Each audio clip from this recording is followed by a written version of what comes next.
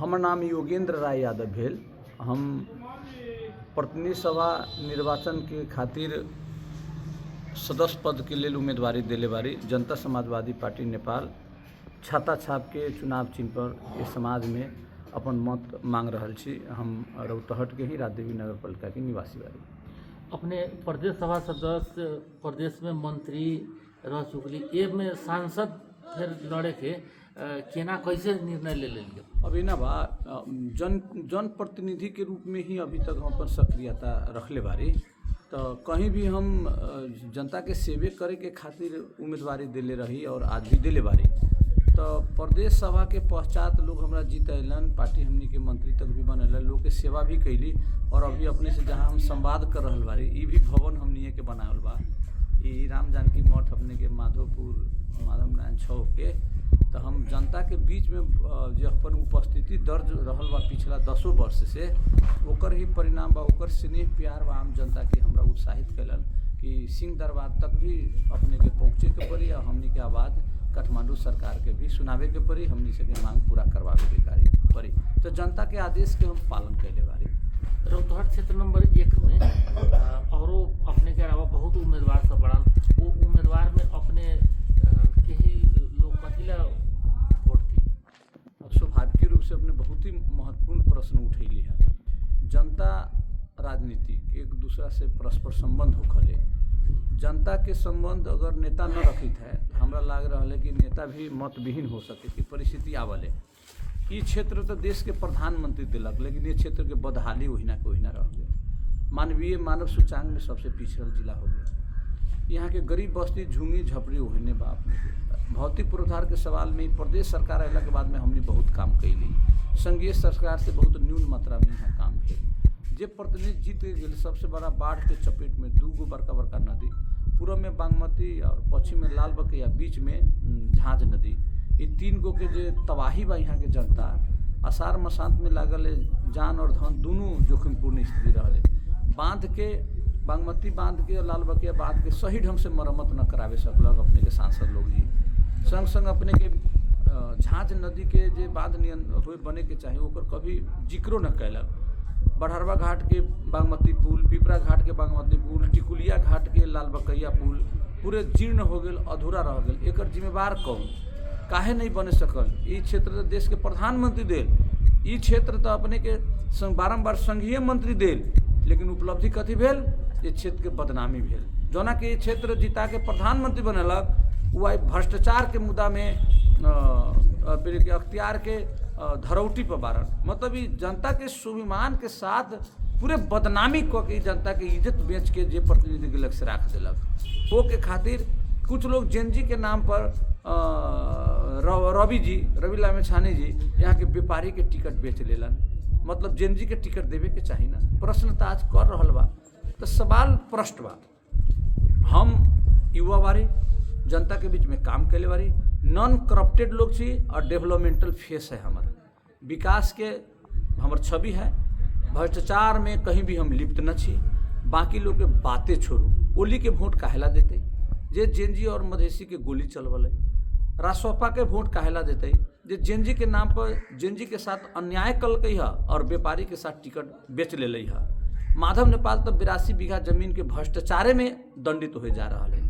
अनिल कुमार झा के तो बातें छोड़ू, गजेंद्र नारायण सिंह के नाम पर जयनगर में 20 बीघा जमीन खरीदल हाँ, आ गजेंद्र नारायण सिंह के झोला के रास्ते में फेंक के एगो सिर्फ टिकट पद के लेल मधेश के राजनीति के सीधे जाके दोसर का वेदानंद झा के रूप में अपने आप के परिचित कके और मधेश के मुद्दा के पूरे बेच के अपने के एगो टिकट के लेल मात्र दोसर पार्टी में चल गए। बारम्बार माननीय सांसद बनलन, प्रधानमंत्री बनलन, ओली के पार्टी के गोली चलवेलन, जेनजी के नाम पर जेनजी के भावना के विपरीत व्यापारी से टिकट दिल गेल। हम तक कम से कम 30 वर्ष से मधेश की यात्रा में छी। अब विचलित गर्व के साथ कह रहल बारी, कौनो गैर मधेसी पार्टी में हम न गेली। 30 साल से निरंतर मधेश के लेल सवाल बा, मधेश के सेवा कैले बारी। और ये क्षेत्र के तो प्रदेश सांसद हम रही, तो ये क्षेत्र के कौनो एहन गाँव न बा जौन गाँव में हमर पहुँच न बा। हमरा तो छठियारवा नेता लोग कहले, हर एक छठिहार में, भोज में, भतेर में, सूख में, श्राद्ध में, नवाह में, अठजाम में, हनुमान आदान में, ईद में, बकरीद में, मुहर्रम में जोगेंद्र यादव के ये कॉल जाए के चाही हम पुगबे करी ले, बुझल गए। एक लेल जनता के सीधा जनसंपर्क में रहला के खातिर हम जीत पक्का हो जा रहा बा। कौनो के हमरा साथ प्रतिस्पर्धे नहीं थे, सब पछा पड़ गए बारन। प्रतिबद्धता पत्र सार्वजनिक कैले बारी, ओमे प्रश्न बात बाकी स्वास्थ्य शिक्षा के गुणस्तरीय खातिर हमनी से प्रयासे न लागू करवाएं। बांध लाल बकैया बांध बागमती बांध के हमनी बढ़िया से मरम्मत करवाएं कि बाढ़ से लोग यहाँ के जनता के जान धन रक्षा होके। झांझ नदी के बैरियर बनावे के हमनी बात कर चुकल बारी। जे विदेश में युवा पलायन हो रहा है, कंपनी में ये गो उद्योग नया स्थापना करा के 10,000 अप्रत्यक्ष और प्रत्यक्ष युवा के रोजगारी देवाई। और बंद रहल श्री राम शुगर मिल गरुड़ा के हमनी संचालन कराएं। और ज्येष्ठ नागरिक वृद्ध लोग के जे भाता है ओकरा भाता में दुगुना बढ़ावे के हमर घोषणा पत्र में है कि ज्येष्ठ नागरिक के वृद्ध भाता जे मिलल है और खास करके समाज में रहे वाला दलित, मुस्लिम, आदिवासी, जनजाति, पिछड़ल लोग के बात अग्राधिकार होए के चाहिए। सदन में एकरा जोरदार ढंग से हम आवाज़ उठाए कि हम ही काम करब। करार पेपर पर बुझल जाओ ना, एक प्रकार से हम हस्ताक्षर बा। स्थानीय राजनीतिक, केंद्रीय राजनीति के छोड़ू, हम जनता के स्थानीय समस्या सहित के 11 बूंदे प्रतिबद्धता पत्र है, वह हमार करार पत्र है, ओकरा हम पूरा कराए। वो बंद अवस्था में ओकरा हमनी चालू करवाएं। और थप में ये क्षेत्र में एगो नया उद्योग स्थापना करा के कमती में 10,000 युवा के रोजगारी के अप्रत्यक्ष और प्रत्यक्ष ढंग से अवसर हमने दिवाए के प्रयास में हमर घोषणे पत्र बा, वो करवेबे करम हम। वो तो चीनी मिल एगो बात बा, दोसर उद्योग के स्थापना यहाँ जरूरी बा जे 10,000 लोग यहाँ से लाभ मिले। ये हमारे प्राथमिकता में है, विदेश रोके के लिए क्षेत्र के युवा सके। अपने के माध्यम से हम एहन इतना दिन से राजनीति करी छी, एगो निवेदन तक भी हमारा नाम पर न बा, कहूँ खोज लो अभी अपने एगो निवेदनों न मिली अपने के, न कोनो पुलिस में, न चौकी में, न प्रहरी में, न सीडीओ में, न बैंक में, आ न केकरो बैंक के वो चेक बाउंस में, आ न केकरो ठगल में, न कर्जा पचावल में। योगेंद्र राय यादव, राजदेवी नपा 1, शिव नारायण राय यादव के लड़का के नाम से नेपाल के कौनो अदालत, पुलिस चौकी, वार्डा कार्यालय, मुखिया, पंच लंग एको गो ठगी के चाहे भ्रष्टाचारी के चाहे पचायल एको गो भी हमरा नाम पर अगर खोज के कोनो दिखा दो तो हम उ गलती के हम सीधे तौर पर स्वीकार करे के लिए हम तैयार हो जाए। और तो निरंतर हम दिन भर में नहीं उठाबी तो अपने 3 से 4 से फोन से हम बात करी लोग से, आ सबके फोन उठाबी ले। थोड़ा दिन गौर के कंगाल बनावे वाला जे सिंह दरबार के नीति रहे ओकर उदाहरण अपने से देख लियो है। सरासर सदर मुकाम के कंगाल बनावे के, सारा सरकारी कार्यालय के उठा के उत्तर उड़ी चंद्रगापुर ले जाए के, कुछ दिन पहले करदाता कार्यालय के भी गौर से उठा के सिमरा ले जाए के, सीधा तौर में एसपी, सीडीओ और सरोकार वाला के साथ हम भिजंत कैली कि कोनो भी सूरत में गौर स्थिति कर कार्यालय न उठे के चाही। अगर कर कार्यालय उठता है तो भंसार भी उठा के ले जाऊ। साफ खुले तौर पर हम अपने के बोलले बारी। एक लिए सदर मुकाम के मजबूतीकरण और हमर ग्रामीण क्षेत्र में विकास के निरंतरता हमर प्राथमिकता में है और रही भी। हमरा जनता से संपर्क केना कायम रखो, ओहन हमरा पर समस्या न बा। हम घर दैलो घर में जा रहल बारी, तो पिछला समय में भी जे हम वचन देले रही पूरा कैले बारी, ये के लिए हमरा समस्या न बा।